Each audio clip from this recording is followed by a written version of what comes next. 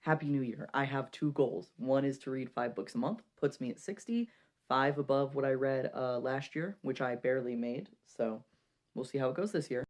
And my other goal is to put 1,000 words in my work in progress. That is probably going to be somewhere between a young adult novel. I haven't decided if there's going to be spice yet.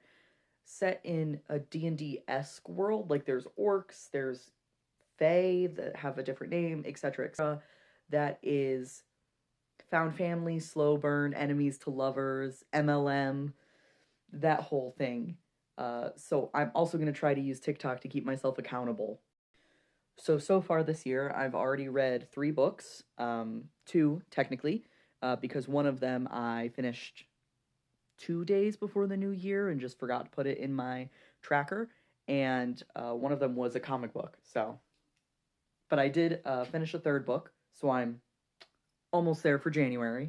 And this is currently what my word count is sitting at in my work in progress. This is all 2,000 words I put in probably in December, from mid-December to the 31st. And this is the entire first page of my work in progress. I figured while I'm keeping myself accountable, I might as well show off what I'm doing and what I'm keeping myself accountable for. So the first sentence of the whole thing, I put a lot of stock in first sentences. If I don't like the first sentence of a book, it's really hard to keep myself going. So right now, the first sentence is, he enters the bar just after sundown when the temperature is cooling off enough to make him wish he had a cloak. I'm very excited about this. I've got big hopes. I've got a lot of socioeconomic thoughts about orcs and their culture, and it's all up here in the brain, and I've got to put it in the Google Doc. So this is my first check-in. My next check-in will be next Friday, week after week, and I'll check in with the first sentence of that week's writing stuff, so it'll probably be in the middle of the first chapter, and word count, and how many books I've read. And here's hoping it goes well. I know, okay? I promised you an update on Friday, and I'm bald now, alright? Let me tell you what I've been doing. First of all, my best friend in the whole world, who currently lives in Arizona, came to visit. Now, I make TikToks. You're watching one of mine. I don't care to be perceived while I do that, alright? And she was in my apartment. So, no update on Friday. Update today, Tuesday. I dropped her off at the airport. And I am incredibly sad about that, actually.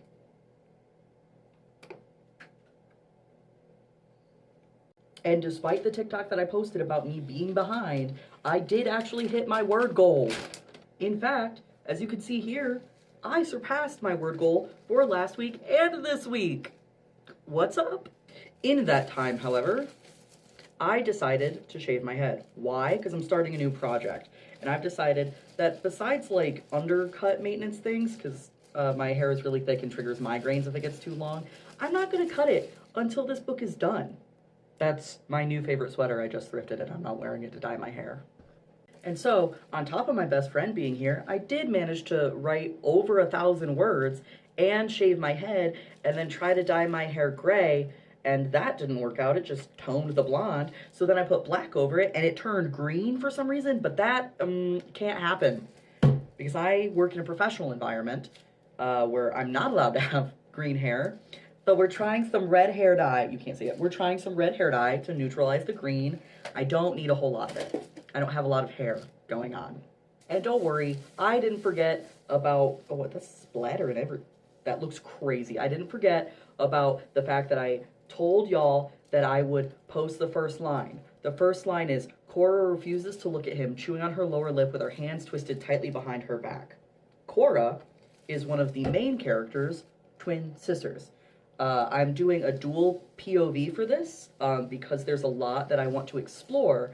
So having Pierce, the orc, have his own POV and having Caleb, the human, have his own POV just makes sense to move the story along and give the reader a little insight into what the other character is thinking and how, because they're culturally different, that could lead to miscommunications. I love a good miscommunication fic.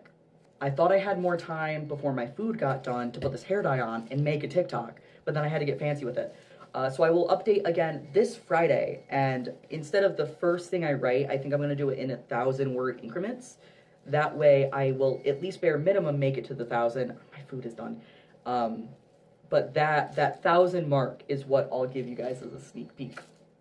Just because I have to keep some cards close to my chest or nobody will buy the book. Oh, and also, I don't know what the heck is going on with the American government and TikTok, but if you want to make sure you're keeping up with these updates, you can follow me on Instagram, because I'm reposting all of these videos there, just in caseies. But it's Talon Target, Talonta. I think that's my TikTok username. Whatever. Nobody's watching at the end of this TikTok. Anyways, go follow me. Nobody has ever accused me of having good time management. It's update time again, even though it's Saturday. I took all of the screenshots yesterday, so it's still technically a Friday update, since it's not up to my Saturday word count. Let's go. As of yesterday, I was only at 4,600, only. That's just because this week has been crazy. I was back to work after being off for a week. I had to fix my hair that you saw in the last video. I had to put brown dye over it, so even that didn't fix it. So I've got until next Friday to hit 5,000. And our main characters have finally met. They met a little earlier, but they're like actually talking to each other now. So this is from Caleb's point of view, and it says, instead of thinking about any of these things, Caleb addresses Pierce. I have no provisions or gold left. We cannot leave tomorrow. We will have to wait for a tradesman in need of an assistant. This is the setup to the main conflict. It is the foreshadowing to the main conflict. I am so excited. They're going to be on the road together, and they're going to be found family parenting. Found family parenting. It's so dear to my heart. Ah! And that's the update for this week, because I have to do a bunch of research on horses and how to ride horses and what horses do and how you measure size and, like, I don't know. The armor stuff, the sword stuff, I can research that all day long. The horse stuff, I don't know. Do I look like a man who knows about horses? I'm a little afraid of horses. I have to put horses in this book. How else are they going to travel? I don't know what horses do. Anyways, next week I'll probably have an update about horses. While I wait for my car to heat up before I go to the store, because it's currently crazy snowing outside, let me give you my 2-week, because I purposely skipped last week, update on heartlines. I waited 2 weeks because I didn't want to be ahead of the ball game. I don't do great when I have leeway and I have like extra time to meet a deadline. So I did skip the update last week so I could get to 6,000 this week. So I'm back where we should be. By next Friday, I should have 7,000. We'll see how it goes. Also, I want to thank April Monday, who has like this blog, has a 5 or 6 part series on horses in the medieval time frame, which was great for me because I needed to learn a lot about horses and I needed it quick. So I learned everything I could from this, and then I took it and I made it my own for Heartlines. I also want to thank museumreplicas.com. I think that's the website. It's not in the screenshot. That's my B. But they have this great sword anatomy picture that I've been using. I'm learning a lot about swords and I'm learning a lot about horses. And as an apology for missing last week, you'll get 2 sentences. This is a big ass sentence. But it says, the conservatoire is a learning institution for magic-inclined individuals, he explains slowly. A place where we can learn to control ourselves and use magic for the growth of fiction, Pierce finishes for Caleb. That's what they always say, isn't it? And then this is what I wrote Thursday night. It is from the girl's perspective. I haven't given her a name yet. That is on purpose. Her introductory chapter is just labeled girl instead of like Pierce or Caleb. I'm doing that on purpose. So that sentence is, she meant orcs, Pierce says, running a hand over Apple's snout, just too afraid to say it out loud. So that's where I'm at. I'm kind of hitting like almost writer's block because I had a great idea for like Port Jar, which is where they're currently at. I had a great idea for the climax of the book, and now I've got to connect them. I've got to write the connecting bits, and the connecting bits are always what gets me because I don't really plan out. I just kind of let the writing take me where it takes me. And sometimes that leads to me like leaving a project for a couple of months and then coming back to it once I have an idea. But I can't do that with this because I want it finished by the end of 2025. And that's what I want to do. I want it finished. It's February. Let's do a January reading recap. My goal this year, 60 books. A nice, even 5 books a month. Last month, I read 7. Technically, I read 6 because I finished this book like January 3rd, and I had been reading it in December, but it's Wrong Place, Wrong Time by Gillian McAllister. I gave it a 4 out of 5 because the first half of the book was just okay. I really did like the second half of the book, so if you're going to read this book, stick it out. It's worth it. This I did read on audiobook while I was working, so I did not get it on my Kindle. I did not physically read it. I listened to it. They're the same thing. After that, I read Old Wounds by Logan Ashley Kisner, I was so excited for this book, and as you can see behind me, I left a large review. I did still rate it 4 out of 5. I didn't care for some aspects of this book. This is on my Goodreads. You can go read it. But I am still suggesting this book because I will always suggest trans representation written by trans people. That will always be something that I suggest. These are the issues I had with it. But really it was, I don't know, it was just something very personal to me, so you can pause, read this if you want. I'm not going to go into it here. I rated it 4 out of 5.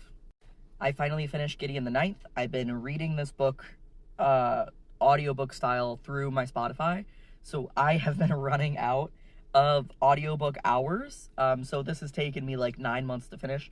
I, of course, gave it 5 out of 5. I'm reading Harrow the Ninth next.